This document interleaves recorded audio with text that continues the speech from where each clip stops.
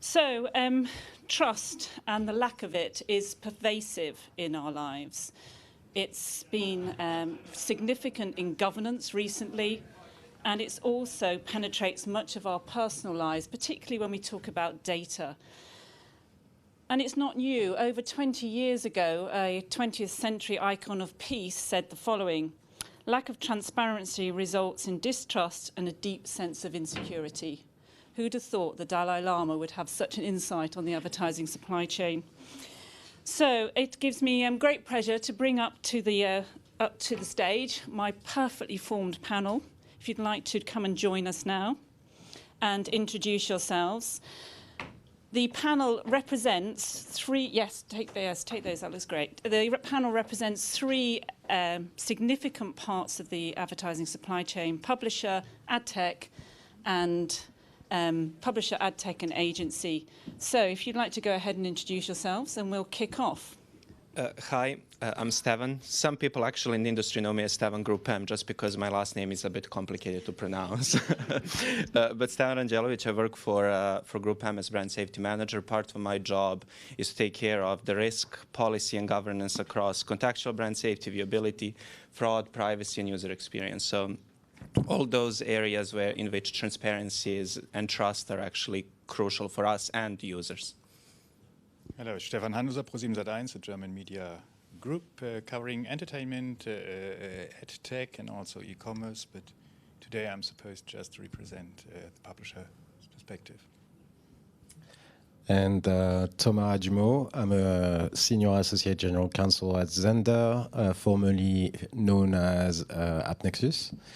And I handle all the legal stuff in Europe. Great, thank you. Really good to have your time here. And I think we've got some really, it's such a big challenge, the whole area of transparency. Obviously, we've been talking about it for many years. But I think in the first instance, what actually is transparency in digital advertising? What are we talking about here? And perhaps if you want to just reflect on that in the context of each of your areas of business, that would be really helpful. So shall we kick off with the middle, Stefan? Stefan, sorry. You have Stefan and Stefan. Good also, Stephen. So it's we're going to be practicing. Yes, we're going to spend the whole panel with me practicing now, aren't we? Right, international name. So, yeah, do you want to hold it a bit closer? Just from a publisher's point of view. What is transparency? It's openness. It's simply defining and making some potential conflicts of interest and the underlying economic context transparent to the different stakeholders. And from a publisher's point of view, the most important stakeholder is, of course, the viewer, the reader, the user, however you call our audience. So those who go to our inventory and catch up entertainment, information, education, and whatever content you're providing to the public. And in terms of data privacy, data protection, TCF and all those topics we are going to discuss today, this is the consumers' trust based on transparency, on our openness, how the whole ecosystem functions, who pays for the content, why we need certain data to have this paid, to have ad-sponsored content, is key to us. So therefore, in line with all these efforts under GDPR, ePrivacy, and the solutions, industry solutions like TCF, for us, users, viewers, readers, trust based on openness, transparency, and also education is key. Thank you. That's pretty much covered it all, hasn't it, really? From all point of view, but different aspects and different players. Yeah, I mean, for Zender, transparency is many things, but it's, most importantly, I think it's really tech fee transparency. It's many things, at least, it's whatever our customers are going to care about. And often it's the tech fees that we charge. Mm-hmm. So for the buyers, that makes sense because, they just want to know where their money is going and whether it's in fact supporting a dynamic industry. And it's also a way for them to take informed decisions as to what they're going to do with their media dollars. And for sellers, to Stefan's point, like I think it's about making sure, so publishers, making sure that they have the right information, the information they need to actually trust the system and how it works. And so yeah, transparency is very much about how much we charge us at tech players. I mean, I can add something. So in the context of media agencies, I mean, in the context of my work, what transparency for us within the area of brand safety is to know where ads have been delivered and to be able to measure that and independently verify that the ad has been delivered in an appropriate environment, viewable, and et cetera, et cetera, et cetera. But so that is, in my context, the essence of transparency. However, what we as the industry, these are all very interesting points, but we as the industry, we often forget the user and our transparency to a user, and that trust-building exercise with users, especially in the context of data processing. And I think these two are interlinked, but it should not be conflated. So what are we doing about this? What's been, we have certainly made strides. I know we've been talking about it for a long time, but there's no doubt about it, we're making strides. So what can we call out that the industry is doing collectively to make a difference here, to help transparency? You individually talked about your own areas, but collectively as an industry, where are we making some real difference, do you think? Shall I? Well, there are quite a few of initiatives. I think, for example, in the area of ad fraud, you have ads.txt, which allows publishers to be transparent about who is allowed to sell and resell their inventory. Then you have lots of work within GICWebs in the UK or MRC in the States of defining different standards and then certifying companies that are actually adhering to those standards. And then in Europe, I think probably the most relevant and pertinent framework that we are currently building, that we have actually built, is the TCF Transparency and Consent Framework, which should help both the user transparency but also the industry transparency. So yes, we have something to brag about as the industry, despite some shortfalls. Everybody's familiar with it in the room? Using it? TCF. TCF, that is, yes. Excellent, good.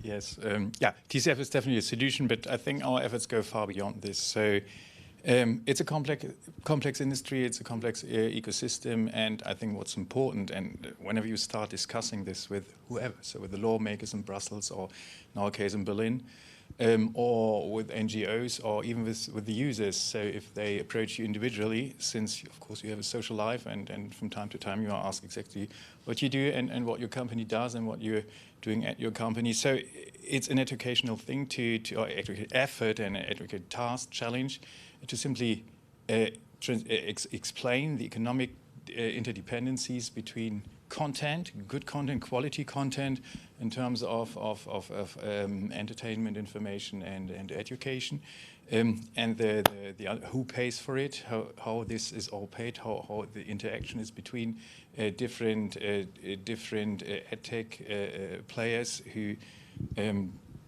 try or help you deliver the best or the most relevant ads to the right people, to the right users.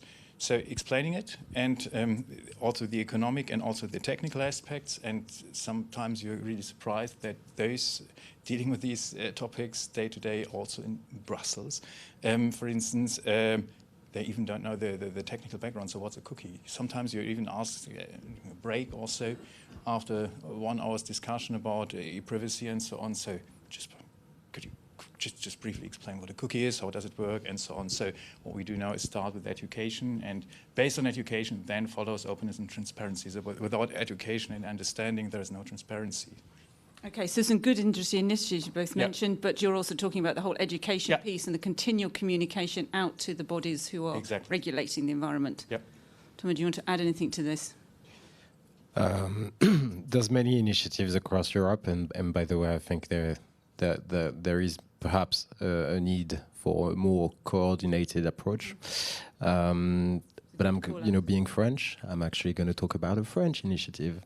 And so in France, some of you may know that there is the Loi Sapin, which has been around for almost 30 years. And there's been an update to it, and it's around transparency in the advertising industry, amongst other things.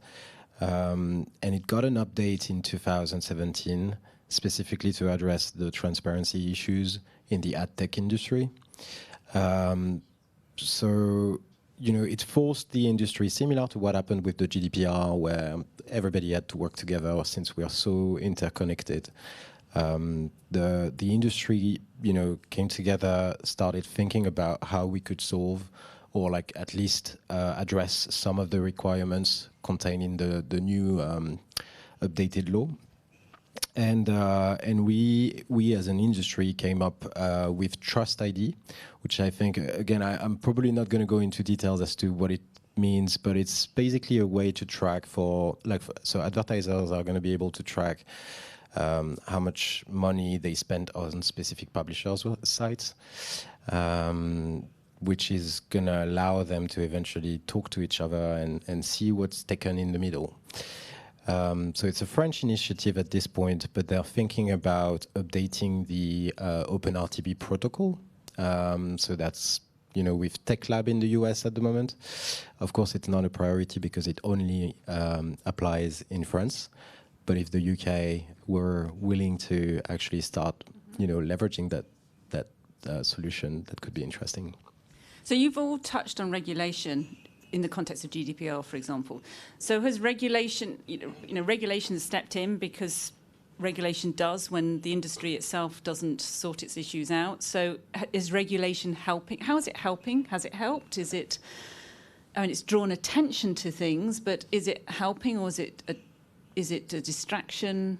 Are we able to get ahead of regulation? How do we manage that constructively? I don't mind who takes that. Can I start? Yeah. I actually feel, so, being a lawyer, I love a good regulation, just like job security. But it's also, I think it helps to a certain extent because that forces the industry to start thinking about these issues and start, work together. Like they end up working together, all those players, and they set aside all the different commercial interests at play because there is a bigger picture and we need to fix or to address or to, get closer to compliance. So that helps. But often, I must say, since, our industry is very complex and there's a lot of nuances, sometimes it's difficult because regulators and legislators are actually not necessarily equipped to draft a law that clearly addresses the issue. Mm-hmm. Yeah, maybe there's one aspect. So it's not regular. You mentioned regulation, yes, but there are still some places or some aspects where self-regulation or co-regulation is still possible. So it's not the regulator taking all decisions. So of course, GDPR is not all about targeted advertising. So sometimes you get this impression, but this is wrong. So it's not just us who triggered GDPR or ePrivacy. So no, there's an option for co-regulation. I wouldn't say self-regulation, since of course whatever code of conduct or whatever you develop, there's always an authority looking at this. So it's not self-regulation, but co-regulation in dialogue with the authorities. Where there are still some spaces where we can take decision, where you can make our business safer, also more reliable. So I think regulation, yes, but we also have to see that this is sometimes just a framework where we have some space for maneuvering, where we can define our own targets, where we find our own rules to a certain extent in a dialogue with the authorities, and this might be the next step. I just wanted to say, many people are misled to believe that data protection did not exist before the GDPR. And as a matter of fact, it did. We had the regulation I hope all of our companies did comply at the time. What the GDPR did, it brought extra awareness, and it made us all button up our data protection efforts. Now, I agree with Stefan, co-regulation or I don't even know if that's how you call it, co-regulation. You know, regulation can be is positive and can be beneficial when they give us a nice principle and very firm principle, reliable principle to work on. And then you build on it. And what we try to do with the TCF is actually we took the GDPR and all those principles, and we tried coming together as the industry to build that extra layer on top of the regulation, which is often just interpretation of the law. So as the industry, we took a certain way to interpret the law in the best possible, with the best possible faith to make the industry more compliant and to actually meet those GDPR requirements, some of which actually exist even before. I mean, that's the issue, isn't it? The complexity of the regulation then you're trying to overlay onto, and the lack of understanding. But we're also in a very, we're in a highly complex industry for certain, and that supply chain is really difficult to understand. So therefore, is transparency actually achievable? I mean, how is it? Can we achieve full transparency? Is it possible? Is it given where we are? We have no choice. So in the end, we have no choice for two reasons. So So the first, GDPR. So of course you have to be there are clear transparency requirements under GDPR. So if you look at the privacy notice, you have to demonstrate who receives data or who collects data from a publisher's perspective on your inventory. It's a simple legal requirement. And most recently, we had this European Court of Justice decision in the Fashion ID, which says that both publishers and those who are enabled by publishers to collect data on publishers' inventory are co-controllers. So you better know as a publisher who collects data on your inventory, on your websites, on your apps, and so on. Since you are simply co-controllers, you're both liable and responsible for complying with GDPR. So it's a joint liability, it's a joint effort, and therefore I think it's very simple that transparency, full transparency from a publisher's perspective is key, and this is what we are working on. Okay, so it's totally achievable. Which it is either. No, I just want to say, yes, I think we all strive for transparency, but transparency has many nuances. Exactly. So the GDPR, when it came into force, and it's supposed to raise awareness. It's supposed to make people aware of what is happening with their data, and they're supposed to exercise their choices. What it's not supposed to do is numb people into just clicking yes, yes, yes, and move on. So people, again, there are different levels of transparency. And I think we as the industry, the greatest battlefield that we have now is being sufficiently transparent to users, while keeping walking that thin line of good user experience and not drenching them in information that is just going to numb them at the end of the day. So I think user experience designers are definitely must-have for companies designing CMPs and different solutions addressing that consumer transparency element. Yeah, very well said. I think that's a really important point. Tommy, did you want to add to that? No, I was just going to say that when you ask the question whether transparency is achievable in our industry, it's like asking whether GDPR compliance is achievable. Yes, just like a lot of work, and we have to work together to make it happen. It's just the reason I asked it is just that for transparency, sometimes to trust somebody, you don't need to have always to be completely transparent. And don't forget we're talking about this in the context of trust. You don't. It's where things are broken down and there's been a lack of understanding that there is a heightened awareness of a need for transparency. But once you've rebuilt the levels of trust, you don't need to. Quite often, I trust you to do this. You're the surgeon. I don't need to know how you're going to do every aspect of my operation. I trust you because you've got the case studies that demonstrate you can do this. So I think that's what I'm talking about. I actually think that we don't need. But I think that's the point that you were trying, making about getting the balance right.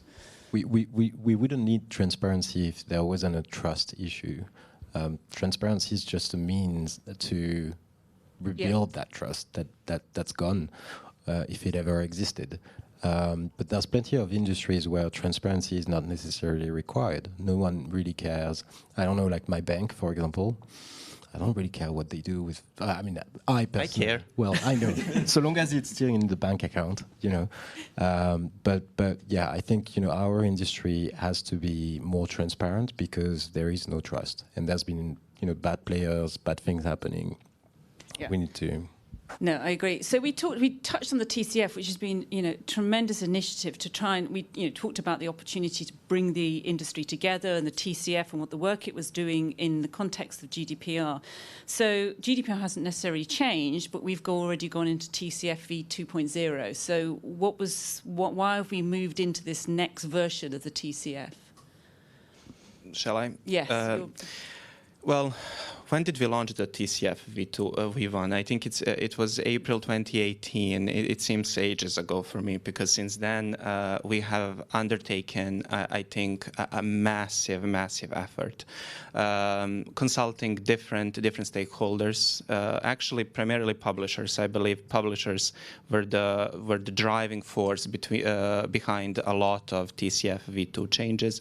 Then there were lots of discussions with different data protection authorities across Europe, and obviously all companies that actually implemented V1 came with certain changes they wanted to see, or adaptations, etc. So all that feedback fed into V2, which is, I believe, a much better version, buttoned up and stronger framework for the industry. And I think you will see quite a lot of players now either coming to the table and being engaged more with the TCF, thanks to those changes that we have created. We opened, made the process more transparent, built trust, and as a result of that, we have the V2. Did you want to? I wouldn't call the version 2 the publisher version, since it's quite balanced. So with all the different interests, but it definitely takes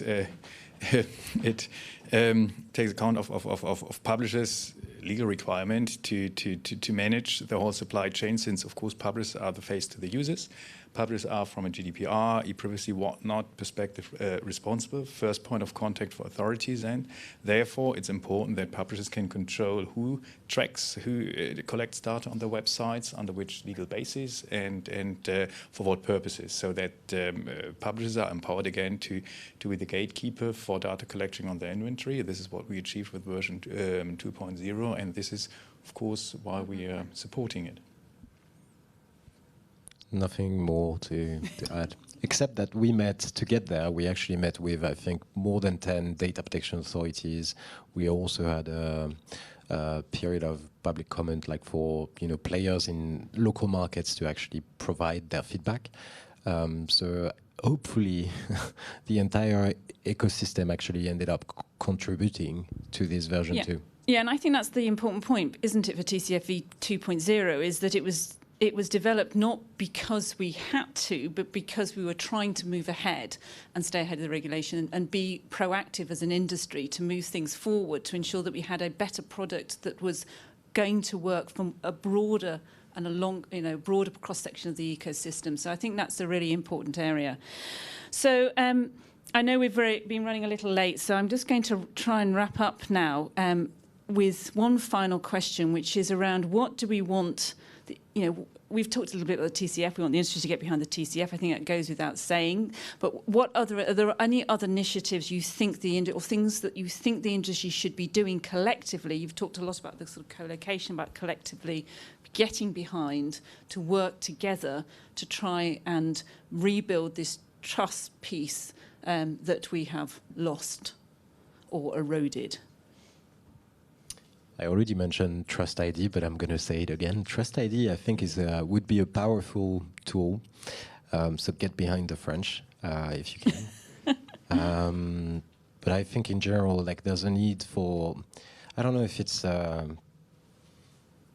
there's a need for a European-wide conversation on the topic, and eventually a global one. And I don't know right now who should be owning that conversation, but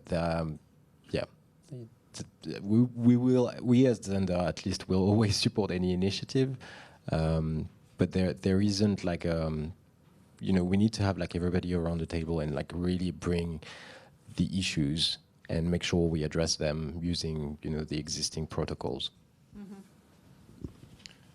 Yeah, as I mentioned, so I think the foundation for trust and for transparency is understanding and education. So there's an educational part to explain how this ecosystem works for those interested. Of course, there are some which are not interested in this at all, are those who go into the details and to want to better understand, to make this transparent.